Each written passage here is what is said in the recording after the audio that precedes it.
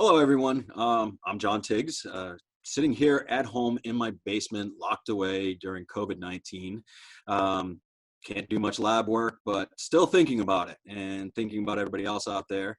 So what we've decided to do is a 5-episode series, kind of a more of a chat than a normal webinar with slides and stuff. And even though slides are great, you're going to get to see my face for the most part. Hopefully it's informational. We have a little fun. We get to sit with our coffee and enjoy. So I guess the best thing to do is start, and hopefully this new concept hits well and you have as much fun with it as we plan to. So first and foremost, I'm going to introduce my colleague, Jenna Rogers. Jenna. Hey.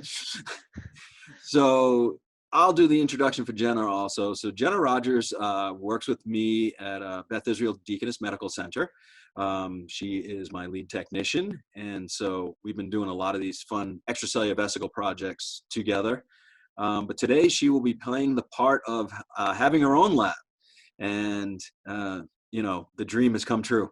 So she will be coming to us, asking a little bit about how to get started with extracellular vesicles and how to do the flow cytometry, since, she's a flow cytometrist, a specialist, and it's what we do, so that's where we're going to go. And having done that, this is kind of be, I guess, reality TV that is somewhat scripted.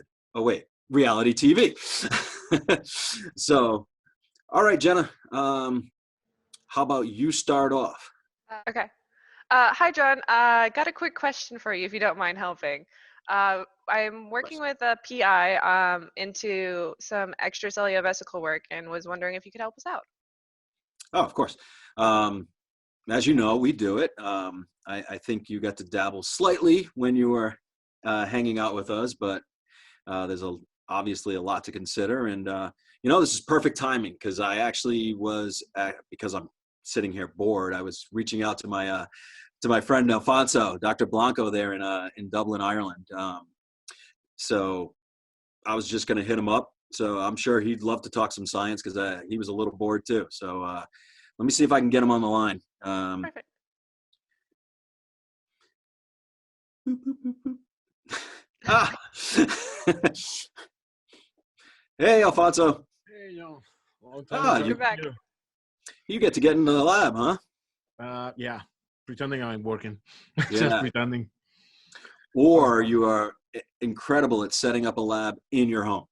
As well. Work. You should have shared that. Yeah. So weather, it's raining here. It's really rainy, but look at my color. 1 month with really, really good sun. I was working in the garden all the time. That's why I have this color. Definitely not Irish. You can feel it. Yeah, I was gonna say that's a very different Irish complexion. 16 years here and still the same. No, it does really not Spanish. change. No, even the accent. Oh man, that's not an Irish accent. No. Tell me, what I can do for you? I thought it was Alfonso Blanco Moran. Almost there. Almost. All right. Getting more Moran nowadays. But don't worry. Getting there. We all are. I'm just a larger version. So, all right. So I have Jenna here. Yeah. So Jenna, she's working the flow core just below us. Hey, Jenna. And so the people in her area are getting interested in some extracellular vesicles. And so while Jenna is great at flow cytometry, it's a little new to her. So I said I was going to be chatting with you. Figured you would love to talk some science because we're all trying to stay mentally stimulated while we're correct. While we're staying at home. So while we're slightly distracted, and yes, there's only so much gardening we can do before we've over cultivated. So I figured it's a great time just to open up a little topic and have some fun with it, kick it around. Jenna, let me just give you a whole background here. So Alfonso, also known as the leader of the free world, is a member and high-ranking official for ISAC, involved in everything Cyto University. He Membership. Yeah, all the membership, you name it. He's part of it. He runs the Cytometry Society Ireland, also the Spanish Flow Cytometry Society. We are creating now a network of Latin Ibero-American cytometry. So it's Spain, Mexico, and Uruguay, Brazil, all Latin America together, plus Spain and Portugal. So as soon as he hits Asia Pacific, I am correct, he is leader of the flow cytometry free world. And obviously he's been doing some EV research, master of the multiple scatters. So, and then we all just kind of pray at the altar that is Dr. Blanco. So let's discuss. And as you have little questions or whatever, Jenna, pop in, give your opinion, because, obviously sometimes there are things we don't think about.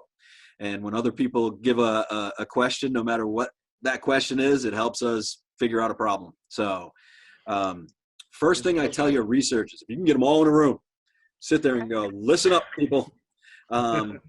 This ain't your daddy's cellular biology.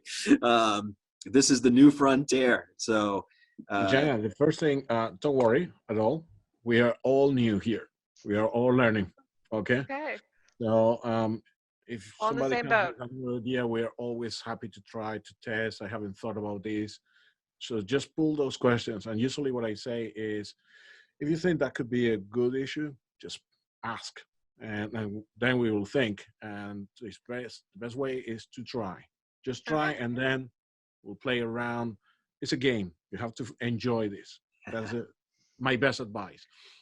Okay. Yeah, I remember your comment when you introduced yourself on the Slack channel was, I enjoy a good puzzle, right? And that's what this is. This is a very good puzzle. Like I said, this is even though you're looking lower, it's like cellular biology on steroids, right? So everything you could think of kind of goes out the window and causes you an issue, right? I mean, it's like having a hammer. Right now you have one hammer to try to fix every problem.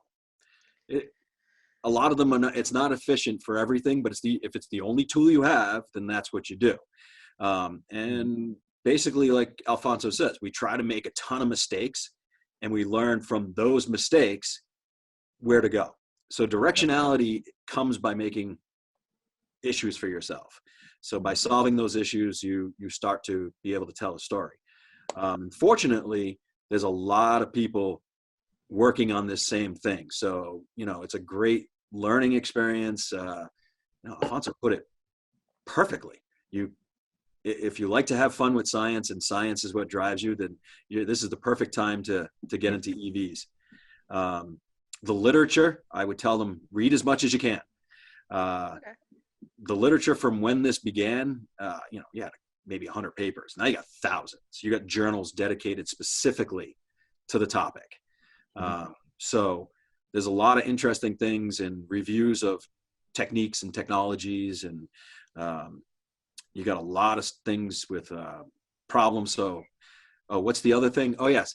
All that stuff when you sat in your classes and you went, when will I ever use this physics nonsense? I needed to graduate, and that's all I care about. Yep, should have paid attention. The other thing that you have to think or consider, this paper published recently, it's kind of my flow site for EVs. So that's a good kind of thick list. You can go step by step, looking at every single problem and make sure that you will tie up everything. So how I get my samples in, I have that sorted. How I do the QC on my samples, sorted. How I try this, sorted. So go through those papers and try to cover every single step. Okay, just tick boxes. So that's a good way to do things as well. Yeah, that was a multi-year process to kind of get best practices type things, as you said, and it is a checklist. You know, there's going to be times where you can't check a box. It doesn't mean that it's bad science, as long as you explain why you can't check the box. Okay. Yeah, so there's things like that that are going to be involved. We're So probably also going to recommend to start on analysis first as well before we, just dive headfirst into sorting. Yeah. That's a Yeah. That's the sound idea. beginning. Okay. First, could you explain me your problem, because I have no clue. So Oh. you can explain me what you want to do, and more information I get. This will be a Okay. channel. You tell me what you need, and I will try to help you as well as John. Okay. Sounds good. Good. Go for it. You are now my user. Okay. Long distance user. So I No guess first time. well, we do have technology to, communicate about it. So I guess the first thing would be they're looking into like actually more into the EV world. So they're going to be starting to look into like different markers. Are there any suggestions for markers that are better than others for specific types of EVs? Or is it still? So, first question: where they are coming from? Mhm. Are they EVs from cells that you have in culture? They are coming from blood, from platelets, from. If you give me a little bit more background, that would be great. Okay, the PI that I would be working with would probably be using red blood cells. Okay. So, yes, we're in the wheelhouse. okay. So we do a lot with those because of I have a colleague that I've published works with, Dr. Guerin, and he is a red blood cell specialist. Complement, all that fun stuff. So you've probably met him before. Yeah. So Very you don't nice have. guy. Yeah. No, in this you don't have to pretend you don't know him. Okay. You, Yeah, great you guy. know him. So any questions we have no clue on, we can just hit him up and ask, or what we call normal protocol, ask him all the biological questions. But it's good because for markers, the biggest thing we're going to take from red blood cells is that they are tetraspanin free. Okay. So tetraspanins are usually the major. So, 63, 9, 81. And you'll read them in all the papers, in your isolation kits, any kind of, bead arrays. And red blood cells, they don't play nice in that realm. Okay. So you end up having to go to membrane labeling, or hopefully hitting something that would normally be on its surface, like a 235A glycophorin A. Okay. And those. And even that, there's some preliminary research that says that when EVs are created, that the glycophorin A is downregulated, and that you have an uptick of, say, phosphatidylserine on the surface. So red blood cells give a great, they have their own set of problems, which have been worked out. See, I told you make mistakes. We went GlyA crazy, and we're like, what?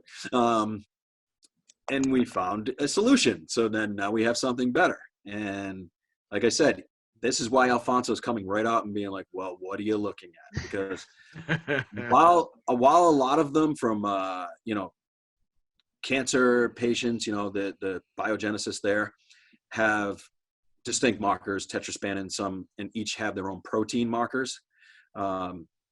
There's never, just like cellular biology, this is similar here, right? Is that there's not a one size fits all, or one key unlocks everything type thing. You really have to first get down to the specificity, and there should be some carryover from the parent cell.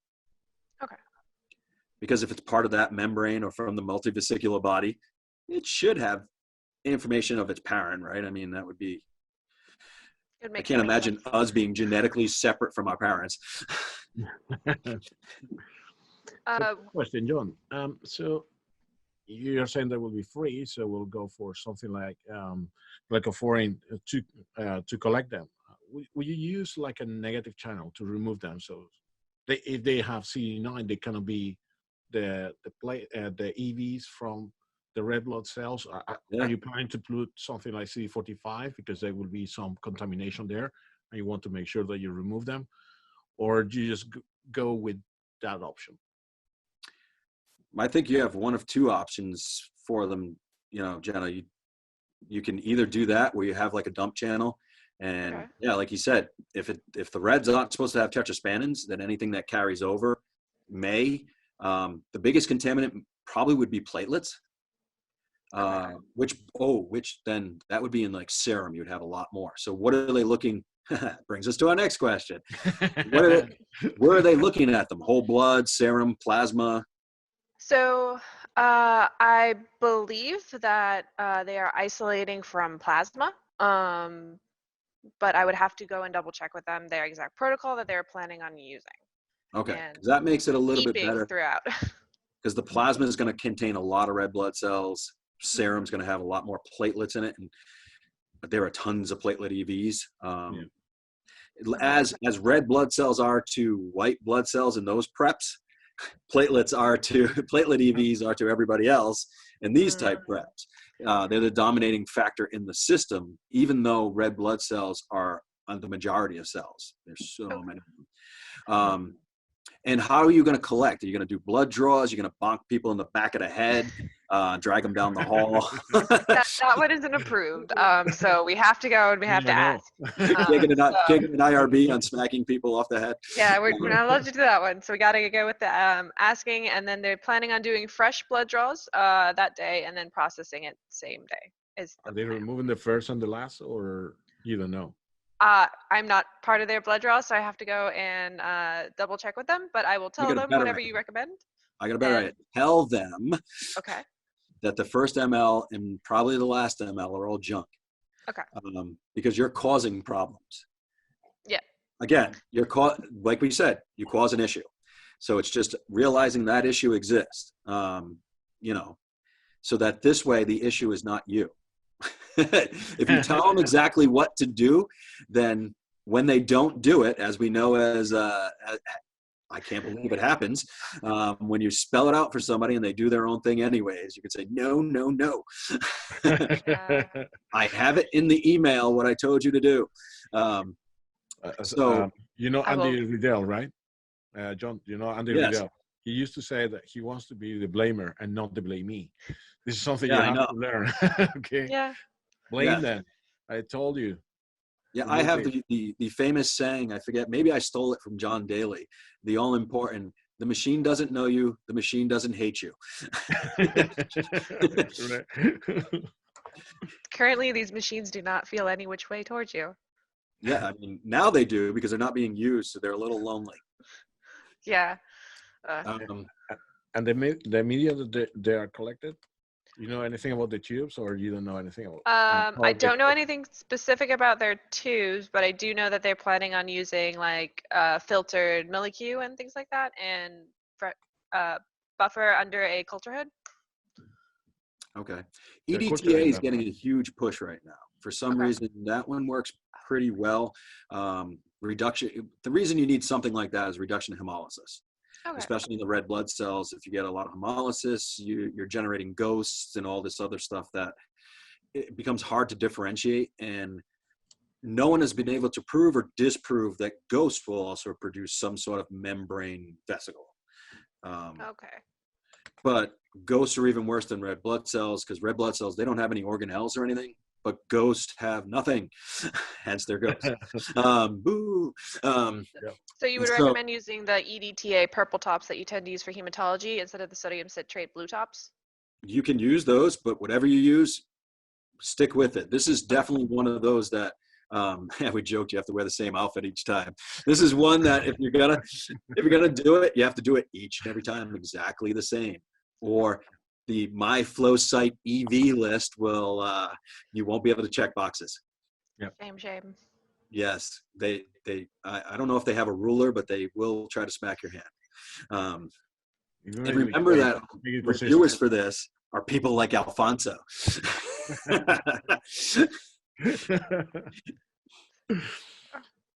And if he's already referencing the My Flow Site EV, you know where his mindset is. So.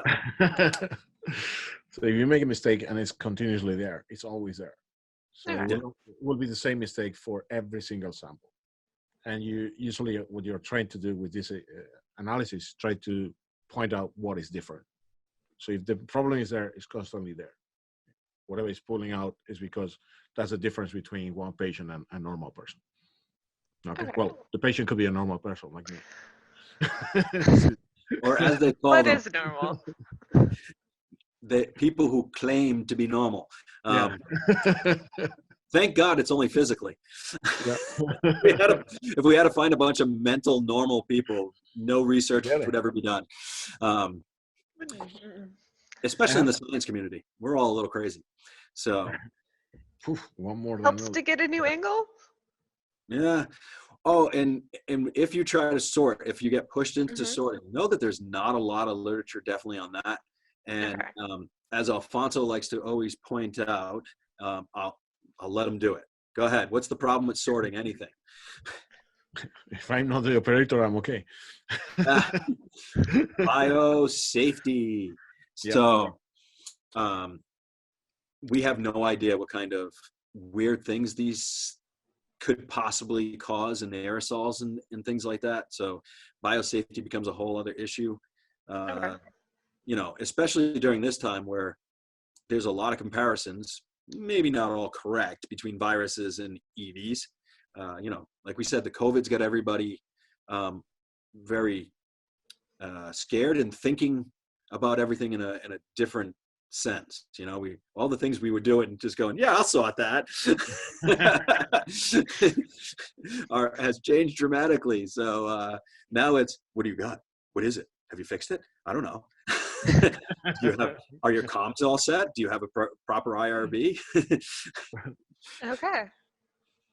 So yeah, you're generating aerosols and you're breathing them. Even if you're not sorting the virus, if you have a clog at the end, those aerosols will be there, and you will breathe them. Are you happy to do it, or you are not happy to do it? I think we're going to keep them only on analysis for now, because we first also have to find the populations that they want. Perfect. Yeah. But if you are planning to do sorting afterwards, imagine that you detect one population and you want to detect some biomarkers like proteins or RNA that they might have. Think that you have to do it in a safe way. Okay. We'll definitely give you guys another call. But perfect. Do it. Well, good. It will help. You know, I think most of us kind of stay away right now because the acquisition and analysis are not set in stone, right? Everybody's got a way of doing it, which is right, which is wrong. No one knows yet.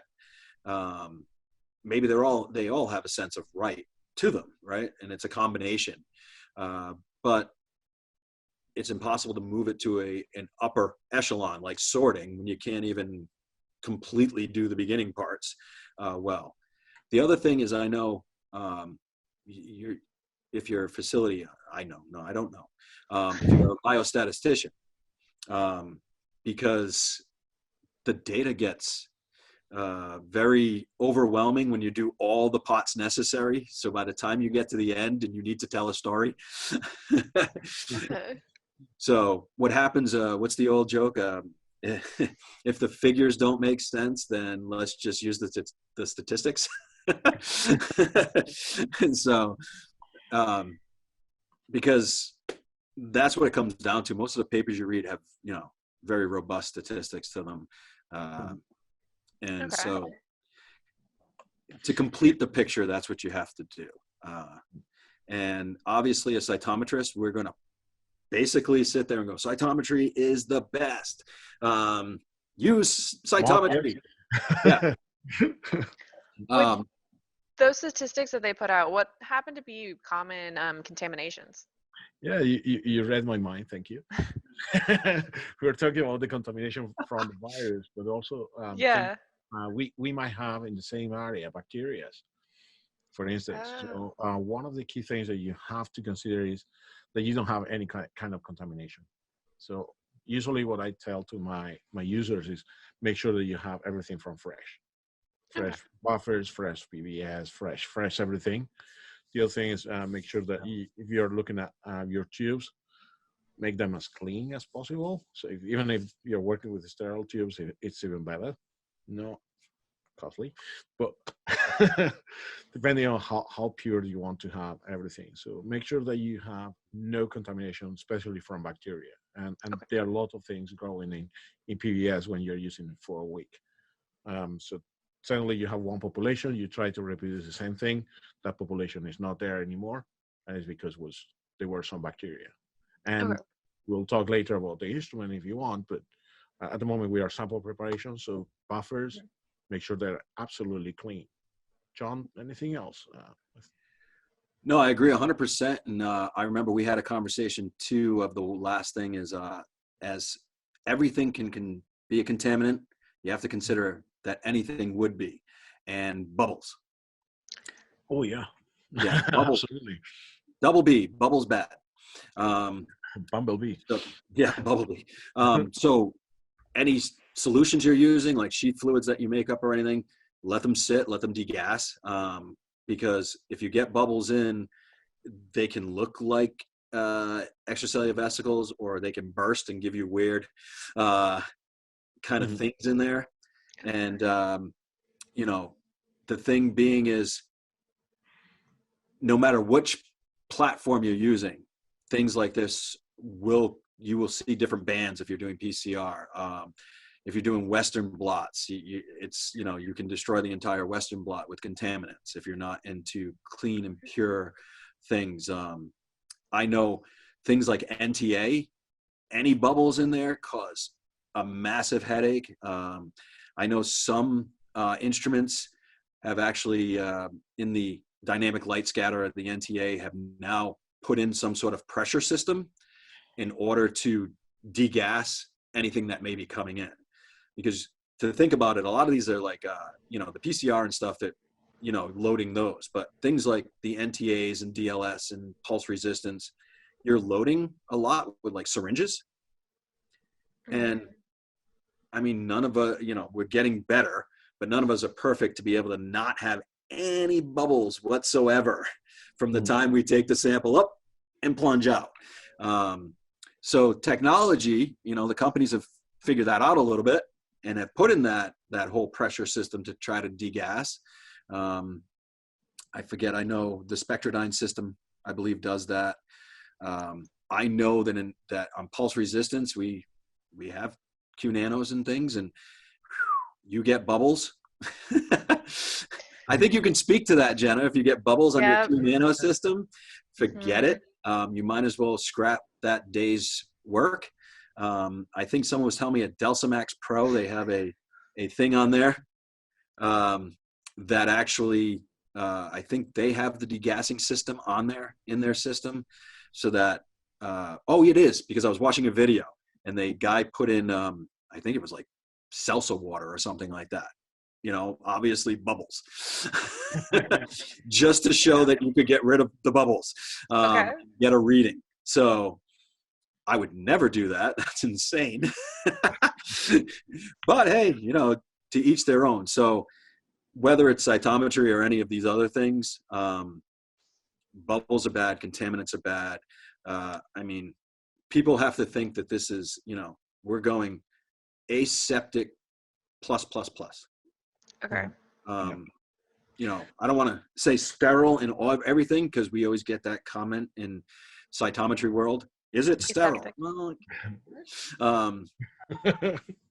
but Aseptic? yeah, I mean, everything's got to be done in the hood. Everything's got to be used, same solutions. You got to test the solutions by themselves. Okay.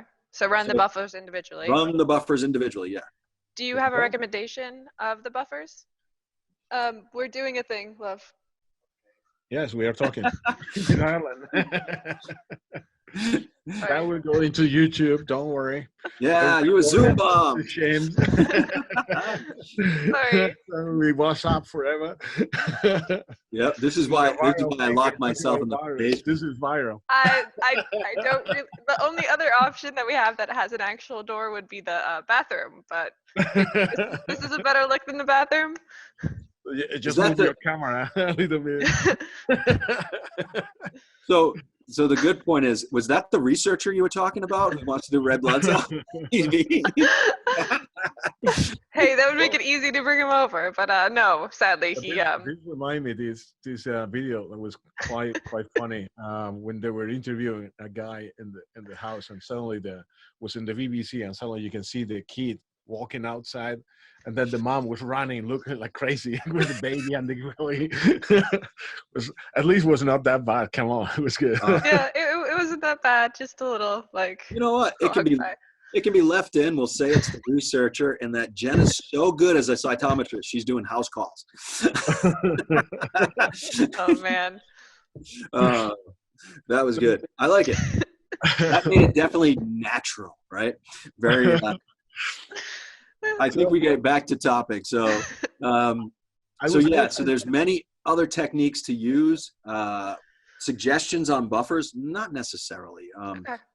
You know, it gets very expensive, so you try to use something that fits the bill but doesn't break the bank. Because obviously something like an HPLC type water, those are crisp and clean and beautiful.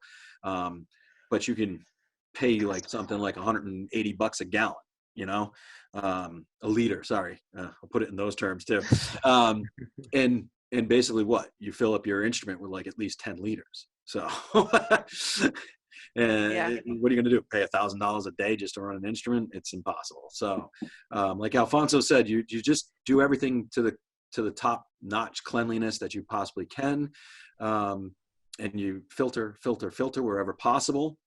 But also know that if you decide to go the cheapy method and filter things through the same filter, you're going to get pieces of that filter that you will see. Okay. Which goes back to if you can see it, you will. Because now you're in a realm of the machines and the instruments. Like we said, you have hammers, and you're trying to make the hammers do other things. So it works. It's okay, but it's not perfect. And the only way to make it close to perfect is to make adjustments on the prep side. Okay. You have to consider, and this for sure, John will jump onto this phrase because it's his. You have to think that we are in a different world. Okay, think that flow cytometry, we are talking about a big thing, and we are flowing cells really big. And now suddenly we are working with very little things. So we are at the limit of our instruments. Okay, Yes.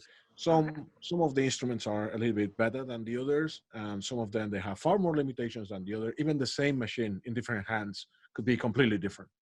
Okay.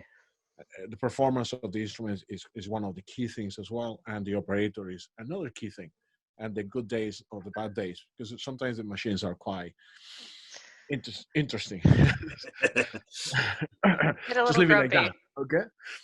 Yeah. So you have to think that now you're looking at very small things, so every little thing counts. And I remember the other day I was talking with one of the engineers, and something like I used to say to my users, things are settling down, we need to resuspend sample. And there are different ways. One way, imagine this is your tube, one way, another way, vortexing, spinning up and down, Spanish vortex, that's my favorite one, ole, ole, ole. You can see the vortex, okay? All of this is generating air bubbles as well. So you cannot do it. And some instruments, for instance, we have a Cytoflex. You put that one, has a steering that is mixing up. We find out that generates air bubbles. If you run the same sample twice, the first one is quite clean, and suddenly we have new population showing up, and that was because this was constantly on. Every time they would put a sample in, steering, generating air bubbles, we ran it 3 times, more air bubbles, more events coming through, okay? So you have to minimize every single thing. But again, if you're using one type of tubes and they are coming with some dust, the dust is there forever, okay? Okay. So the other consideration I was thinking, he mentioned about different technologies. Usually what I recommend to my users is flow cytometry is a high throughput. I will start first on those samples, run a few samples first, have a look which ones are the difference, which ones are samples that they could be slightly different, and where is the difference. And then I will focus on that ones, those ones that they are showing me the difference. Because if you go to the NTA, it's fantastic. You can go even smaller. It's one of the key boxes that you have to point in. But you can run only 2 samples per day, 3 samples per day. if you want to have a very consistent one. So we'll focus into control and treat it. Okay. Okay, so And it we'll kind of go gives to, you where to look. yeah. So first, let me see where is the difference. Then I will focus into that one, into an NTA, electron microscopy, confocal microscopy, all these other technologies that they need to be there to complement everything. So we have to wrap up everything. Okay. Okay. That's John, been a do lot you have? of really good information. Oh, Yeah, it's a little bit. there's lots We will go for more. of, Something else, John, on this side of sample preparations. no, I think that's a lot to think about. Like I Hmm. said, we had some good discussions, good back and forth. You put too much into the stew right at the beginning, you may ruin it. So, we don't want to turn Jenna away from helping her researchers, because it may be easier to be like, too Just much go visit information. John. Yeah, I know a guy who can help you out. He's right here. And while we love business, because, we love to help people scientifically, we don't need the money. We're about education, right? We want to get other people doing the same thing we are, because then I got someone to bounce ideas off of.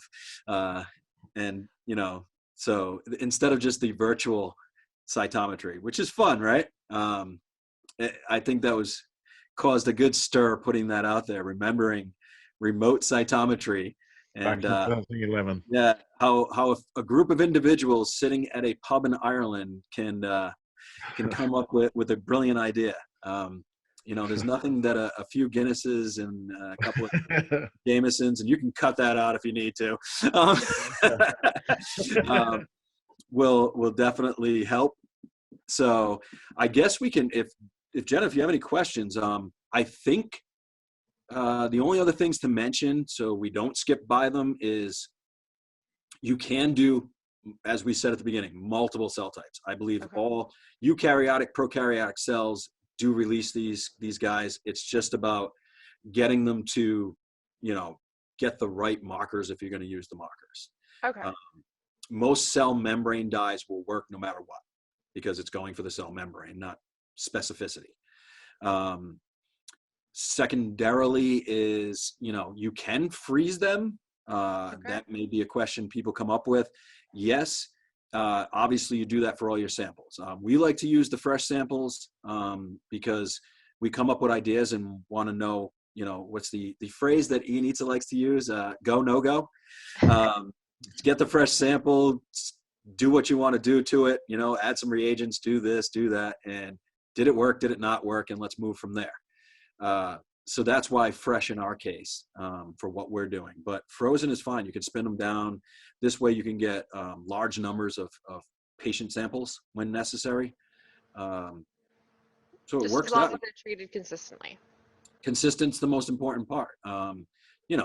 This shouldn't be new to scientific process, right? Is consistency. I try. Not always consistent. As you can tell from this, right? Some of us are all over the place. So, especially when we're bored. But all right, so I guess we can wrap this session up, and then we can go through some things, and we can meet again. Sure. A couple of housekeeping things that need to be done at the moment. Please join us for the next session. Hopefully you enjoyed this one. And we will talk about isolation and detection techniques. If you have any questions, please put them in. We plan on our last episode of doing just a Q&A, where we'll go through your questions. You can tune in. We'll answer them to the best of our ability. The ones we don't know, we can either say we don't know, or we can make you up an answer. That seems believable. That works. We'll get back to you soon. This is something we're looking into. This is something that we are definitely looking into in further research. You bring up a very good point. Very valid. It's always a great generic. I guess the way this format goes, and we joke about us having some coffees or other beverages, we can just claim we've had too much, and we're not exactly sure at the moment. No. And on the next episode, we don't know which dog kid significant other may join us. So stay tuned. You never know. Yes. So like I said, put your questions in. No, we want them all. It doesn't matter. From novices to experienced individuals. Like I said, we'll give you the answers we know. The ones we don't know, we'll try to find out. That's the way things work. So thanks to everyone. And like I said, hopefully this does great. So thanks, Alfonso. Stay Thanks, safe. guys. See you. Bye-bye. Bye.